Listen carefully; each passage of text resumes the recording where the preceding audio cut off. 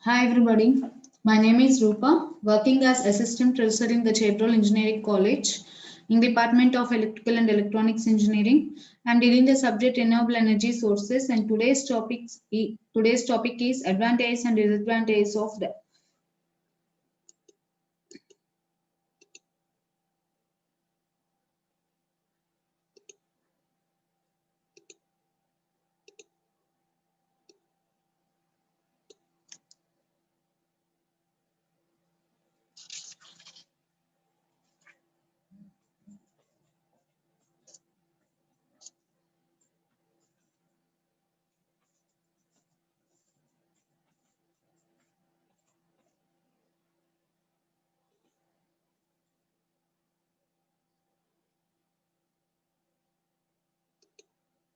Today's topic is schemes of electric generation. In that generation, schemes of electric generation, we have already discussed about the two types.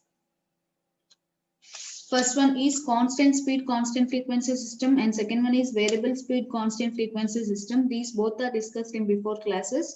Now we have to discuss variable speed, variable frequency systems. So in this sense, we are using resistive before the process. Since resistive heating loads are essentially frequency insensitive, the AC generator, it can be fed with a variable frequency corresponding. So nothing but these change the drive speed.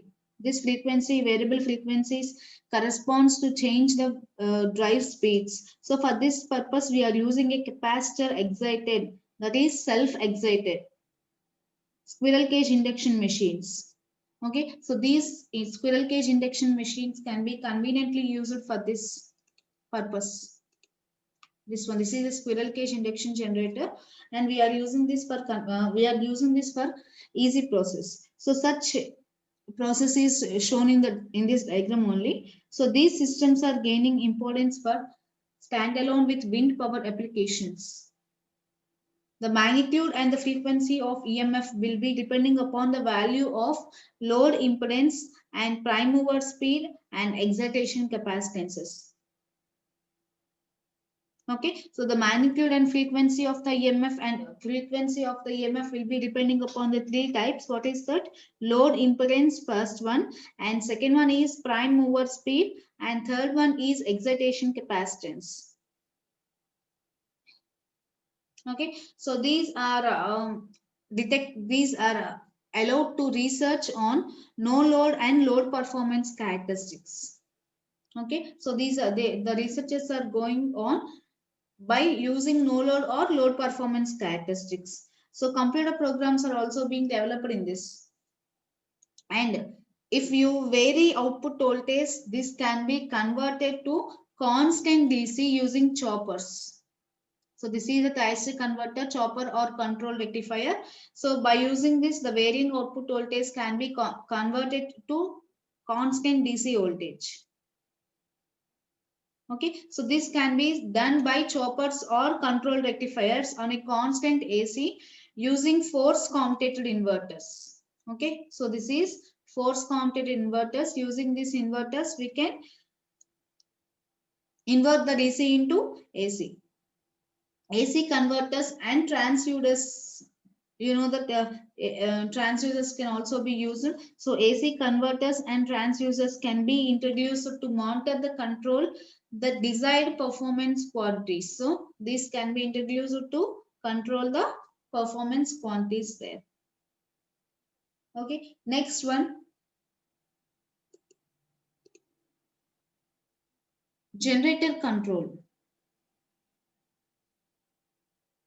So these control schemes which are acting on the generator, these are largely decided upon the type of generator we are using there.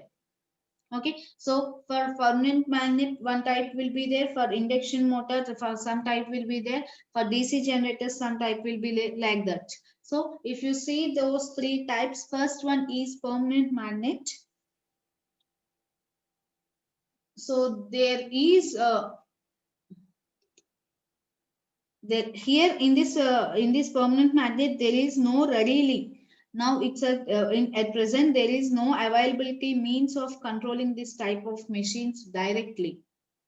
Okay, so in order to, if you want to vary the torque which is given by the permanent magnet alternator, the armature current has to be changed first.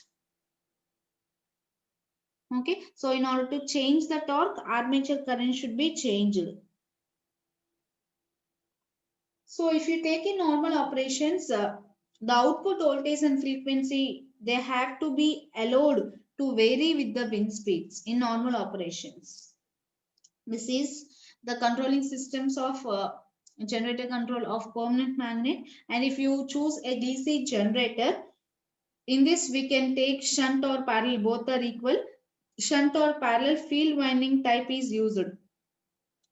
So in this shunt or parallel type, a small variations of the field current is can be achieved by variable resistor which is connected in the field circuit. This varies the terminal voltage. Okay, so if the terminal voltage is varied by a resistance, automatically the power output will also be changed. Okay, so if you choose this type of if you go to this choice of generators and the load resistance, there will be a load resistance. This is a this is maintained between the power and speed characteristics of the generator. So this wind turbine is needed, it can be used for any complicated control schemes. Okay, so using the resistance, we can change the outputs using the resistive circuits which are externally used. We can change the outputs. So for this purpose, for this, it is a good choice for complicated controlling schemes. Okay, and this also allows variable speed operation of the turbine also. At different speeds, the turbine can be worked. And next generator is induction generator.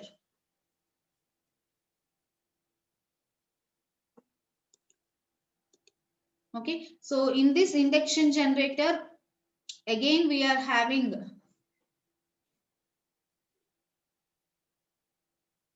two types. So actually this induction generator is used to supply power to an isolated load. Okay, so this machine may be power control, this machine may be self-excited by a means of taking a bank of capacitors, means a group of capacitors which are connected to the terminals. So this is termed as bank of capacitors. Okay, next, if you vary this value of capacitance with the terminal voltage, the output frequency of the system can be changed. So if there are two types, first one is wound rotor induction generator and second one is cage rotor induction generator. So first one, wound rotor induction generator, it is used for grid connection applications. Okay, so power control here is how can we control power, means by varying the slip energy of the rotor circuit, we can control the power here. So this also is achieved through a variety of methods. There are variety of methods which can be achieved for this situation. First one is if you vary the rotor resistance, we can control the generating power. So first method is rotor resistance control. Second one is cascading or variable speed slip power recovery schemes. Okay, so this is the second one. We can vary the slip speed and we can control the generators. So this is the second method. These are the two methods which are used in wound rotor induction generator. And coming to the second one, cage rotor induction generators. These are operated over a wide speed range by pole changing or pole amplitude modulating. Okay, so this main pole which is situated there, it is changed or its amplitude is modulated, increase. Okay. So for this, we can achieve 2 or 3 separate speed ratings. Okay. So for by using this, we can attain 2 or 3 separate speed ratings. Next one is synchronous machine power control. This is other type. These first above the induction generators are having two types, wound rotor induction generator and cage rotor induction generator. And coming to the second type of machine, synchronous machine power control, it is achieved by variation of the DC field excitation currents directly. So the frequency of the output voltage, it will be varying with wind speeds for an isolated machine and for fixed for grid connected machines. Okay, so if you isolate the machine from the grid, the frequency can be variable with the wind speed. Means if the wind speed is more, the frequency will be in one hedge. If the wind speed is low, the frequency will be in other hedges. So overall the frequency will be variable for a isolated machines, and it is dependable upon the wind speeds. And coming to the grid connected machine, it is fixed. We cannot change the frequency. Okay, so these are the generator controls using various generators: induction machines, synchronous machines, permanent DC. Okay, so what we are taking, we have discussed the types of generators depending upon the uh, system's capacities, slow, medium, large. So depending upon the system's capacities, these generators are decided, and these generators control is now discussed. Next one is transmission control.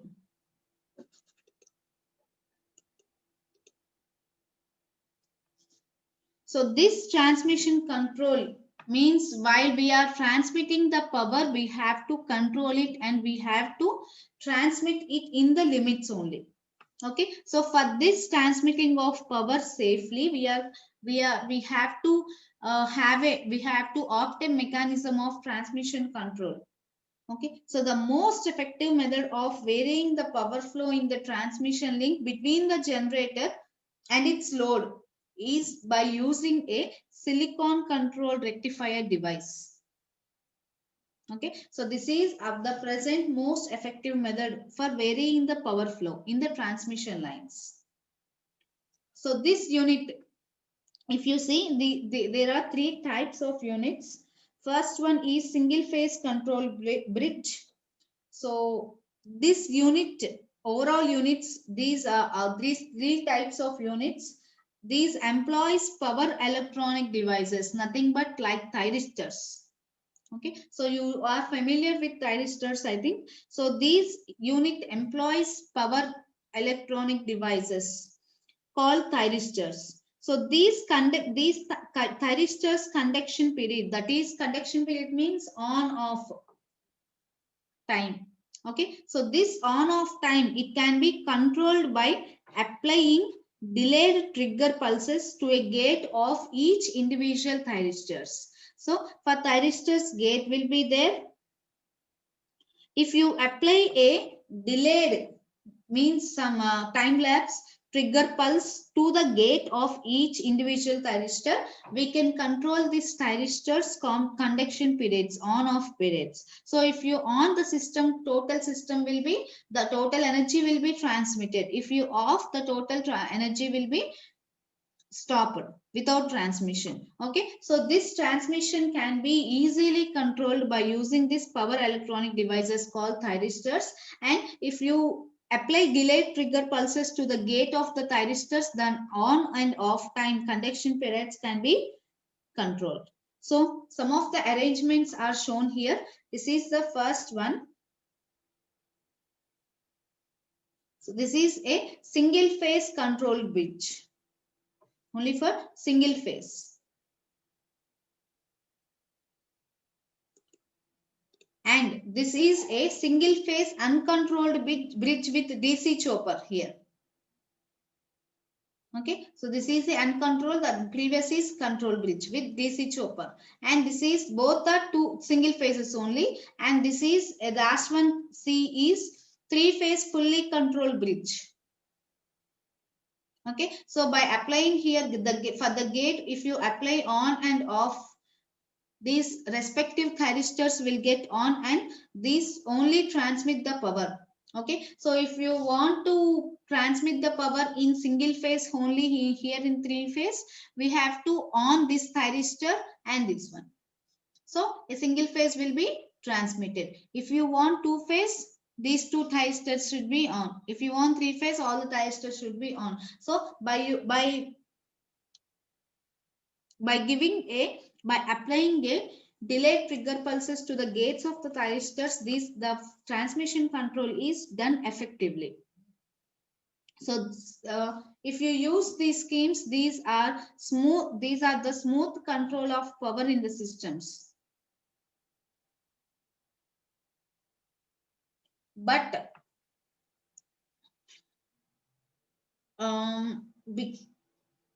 beside this advantage, we are having an disadvantage of only one disadvantage we are having. Disadvantage of cost we are having. These are expensive. Because if you want to carry a small current, these values are taken low. So okay, if values are taken low, the cost will be low. But we are dealing with the electrical power generation and we are transmitting large amounts of electrical power. So the ratings of these thyristors will be dependable upon the electric generation and electric transmission. So these will not be in milli or some micro. These will be in kilo or some megawatts. The electric power transmission will be in kilo or sometimes megawatts.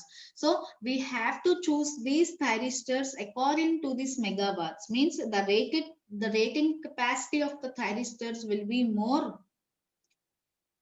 if you want to transmit that much amount of electric power. Okay, so if you opt for this high rated thyristors, the expensive uh, these will be more expensive, the cost will be increasing rapidly. So this is the only disadvantage of using this scheme.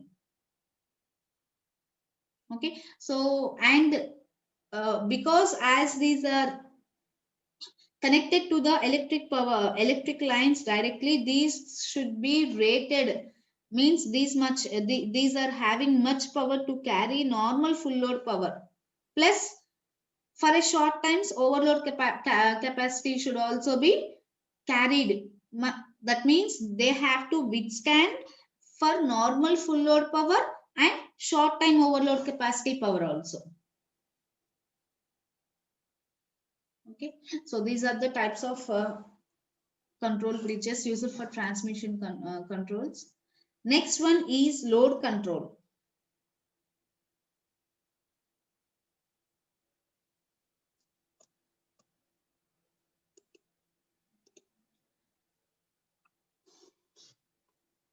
So this is having a scheme which is employed with switcher load resistors, and these are enabled with stepwise load approximation. Okay, so this stepwise approximation is made to rotational speed characteristics of a wind turbines. So operation within the maximum current loading of the generator, it can be set and it can be using low resistive values selected for a particular wind speed or operation of the turbine. It is held closely to the CP maximum value. So these methods of controls, these are ideally suited for small stand-alone wind turbines. And what are the advantages of using these load controls are, first one is cheap, these are costless, and second one is these are simple and these are effective where the load demand is for resistance heating. Okay, so these are the advantages of load controls. Next, energy storage.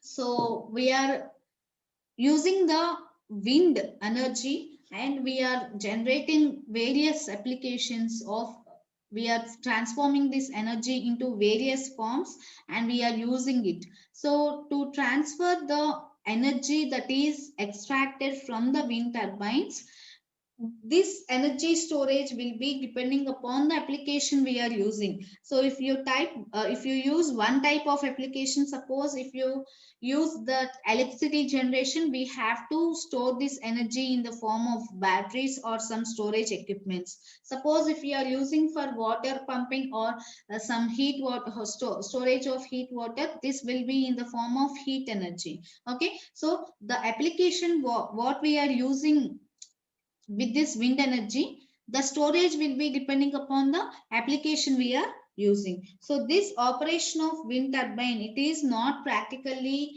done at very high or very low wind speeds.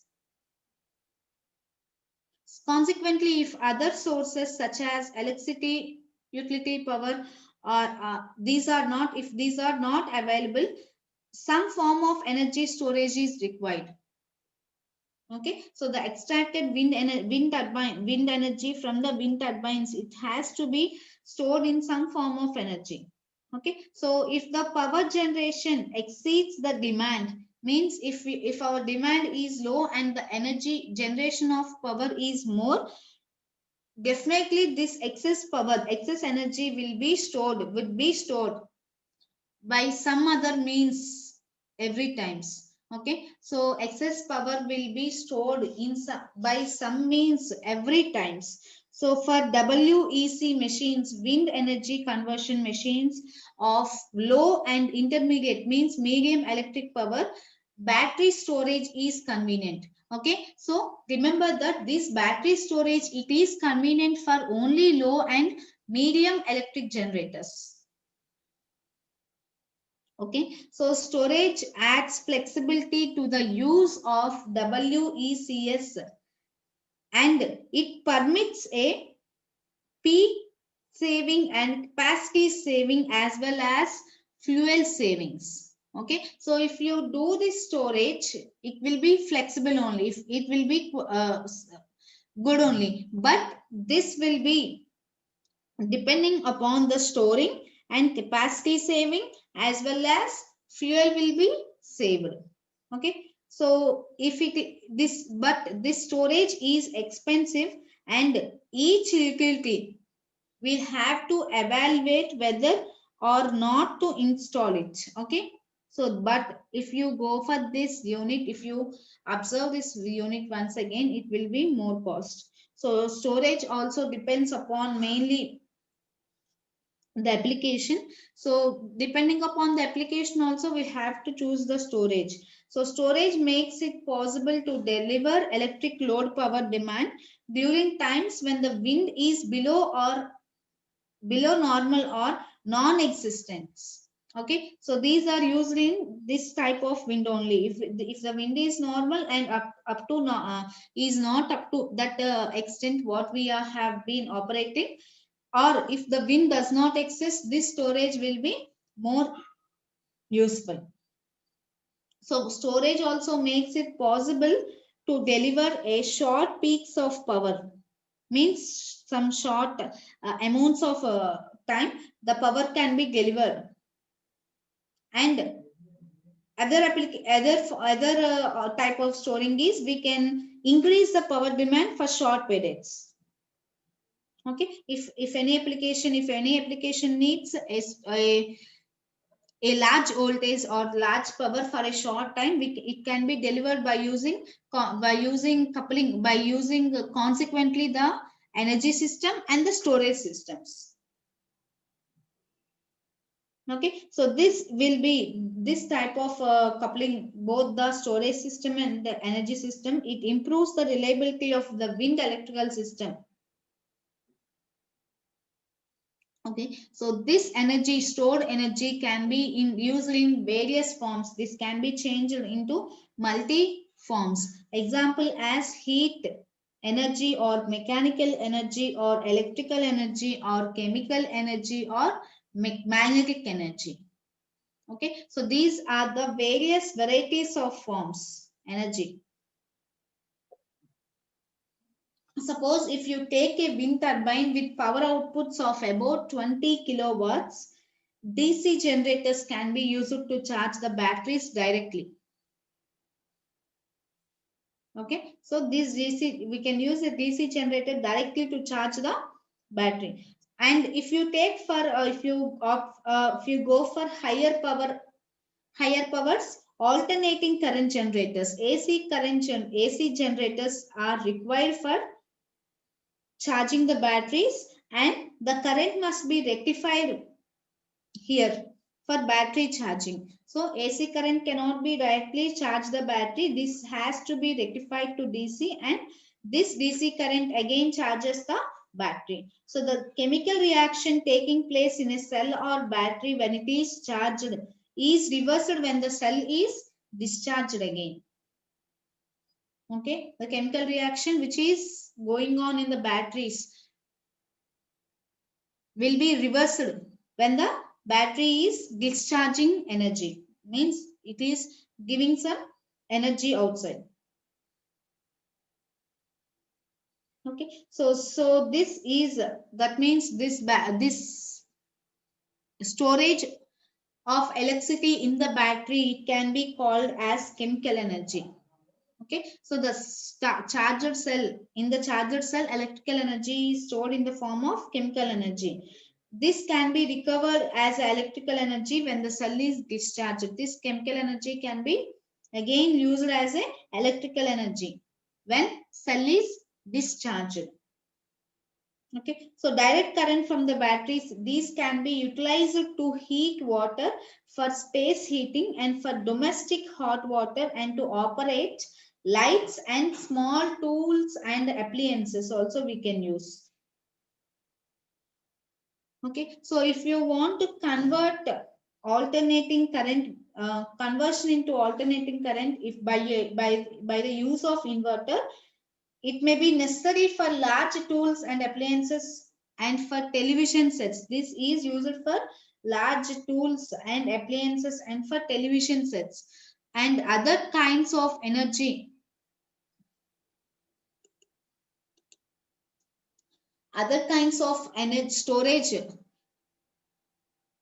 These are more desirable in agriculture operations. So, for example, if wind energy is used for heating greenhouses or drying crops, it can be stored as heat storage. That nothing but it can be stored as a hot water storage. Okay, so either direct or alternating current can be used in resistance heaters without the need for batteries. Directly we can use a direct current or alternating current. Okay, so alternatively a mechanical motion produced by the wind turbine, it can be converted directly into the heat by frictional effects such as churning water. Okay, so the mechanical energy which is provided in the wind turbines, it can be directly converted into the heat by frictional effects. Suppose if you take in water power storage or some mechanical storage, a high power aero generators are used with an electric utility. So combined with the electrical utility, we are using aero generators. So this is a favorable situation where the operation of the several wind turbines are connected. So this is nothing but called hydroelectric power plant. Right? So if the total power or wind or hydroelectric are generated, if they exceed the demand, the hydroelectric plant can be shut down temporarily for a limit times. Okay, so this is called as partly shutdown. Okay, so depending upon the storage and usage, if that unit is not used by the application, it can be shut down temporarily.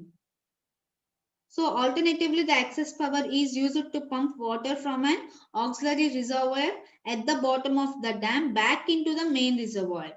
So in this way, we can the overall capacity of the hydroelectric system will be increased. Okay, so if you have excess, if you shut down the overall capacity, that means the overall efficiency will also be increased by using such type of schemes. So another alternative is for possibly storing energy is to storage of energy in a volume of compressed air. Suppose if you take a wind turbine, for example, this can be created with which directly with this is directly pump air. This will be directly pumping air into a suitable pressurized storage tank. Okay, so if you take this energy in the wind turbine, this is directly pumped into the suitable pressured storage tank. Okay, so after pumping, we can store that we can store that suitable pressure in the storage tank, and when the wind is not blowing, the energy stored in the air can be utilized. Or if the wind speed slows down, the energy stored in the air can be utilized. So this can be utilized to drive an air turbine whose shaft will be drive to a generators. So by this we can supply to the by this we can supply this power to the electrical generator. So we can get electrical power when wind is not blowing also. Okay, so wind energy with a DC output power, the power can be fed directly to the electrolyzer tank. This electrolyzer tank will be producing hydrogen and oxygen from ordinary waters. Okay, so this is other type of storing of wind energy. So this is in the this will be in the form of gas or liquid, because the hydrogen and oxygen gases produced can be stored either in a gas or liquid forms, and when needed these can be easily converted again into directly into electrical energy. So this is done. These hydrogen and oxygen are converted again directly into the electrical energy by use of a fuel cell. Okay, so this hydrogen can also be used as a fuel to drive automobiles and other useful engines also. This is one of the most advantageous application we are using this hydrogen gas. This can be used as a fuel to drive automobiles and other useful engines. Okay, so these are the energy storage systems. And now we will see the what are the various applications of this wind energy. So our subject is conformed to only electrical power generation application. So I'm dealing with only electrical power general applications only. There are several types of applications, pumping applications, electrical generating applications, and direct heat applications like that. But we have to consider only electric general applications. First, we will see the applications of wind turbines.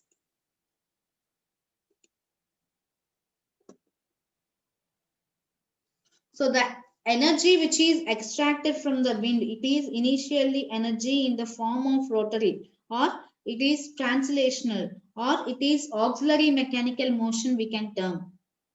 So this mechanical motion can be used to pump fluids, or it can be directly converted to the electricity or heat or fuel.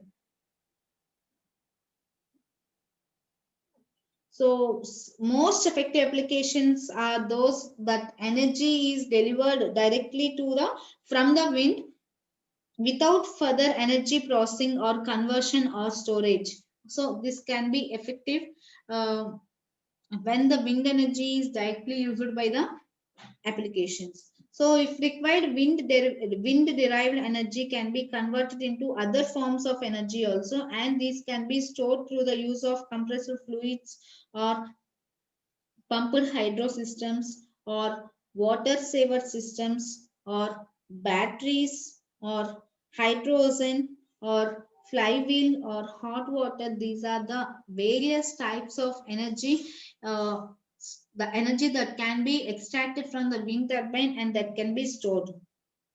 Okay, so while we are storing or while we are converting this wind energy into other types of energy, some energy may be lost, some form of energy may be lost, so some amount will be lost. So wind energy, in any case, what are we saw different types of energy storage and conversion systems. In any case of conversion systems, wind energy is one of the most flexible and it is the tractable of all energy sources. Since mechanical energy is derived directly from the wind and it can be readily and effectively converted to other forms of energy. Okay, so this efficiency of converting wind, which is derived from the mechanical energy to heat or electrical energy, it has much more efficient. It is much more efficient. Okay, so the efficiency of converting wind to heat or electricity is having more efficiency. Okay, since while converting from heat to mechanical or heat to electrical energy, these are limited by relatively low Carnot cycle efficiency. Okay, so under optimum conditions also these will not be exceeding 30 to 35%. Okay, so these wind turbine generators, these have been built in a wide range of power outputs from kilowatts or so to few thousand kilowatts. Machines which are having low power, these can generate sufficient electricity for space heating and cooling of homes and for operating domestic applications. Okay, so these are the applications of the machines which are having of low power. These are used for space heating, cooling of homes and for operating domestic appliances. And low power WEC generators have been used for many years for the corrosion protection of buried metal pipelines. Okay, so applications of somewhat more power turbines up to 50 kilowatts are used for operating irrigation pumps, navigational signals. Navigation signals means nothing but lighthouse and buoys, and they can be used for remote communication, relays and weather stations, and for offshore oil drilling platforms also they can be used. So these applications are used by powerful turbines. Means medium turbines. Low are used for domestic purposes, heating and cooling of homes like that. Medium powerful turbines are used for this irrigations, navigation signals, remote communications and relay weather stations and for offshore oil drilling platforms. And aero generators in the intermediate power range. That means these are ranging from 100 to 250 kilowatts. These can supply electricity to isolated populations, means low, which are that is having isolated populations means which are the population which is located on the islands, to form cooperatives. And for small industries also we can use that. Finally, the largest WEC generator with rated powers of few thousand kilowatts. These are planned for interconnections with an electrical utility systems. Okay, so largest WEC generators, these are used for electric utility systems. Okay, so presently we are having a optimum economic diameter of a wind turbine with a two blade propeller type rotor is about 110 meters. Okay, the electric power output is ranging from 2000 to 5000 kilowatts, or it can be termed as 2 to 5 megawatts. Okay, so where we know 1 megawatt is 1000 kilowatts or 1 million watts. So these are the different ranges of the wind turbines for low, for intermediate, for large. How these are used. These are the applications of the wind turbines. Okay, so next topics we will see in next class.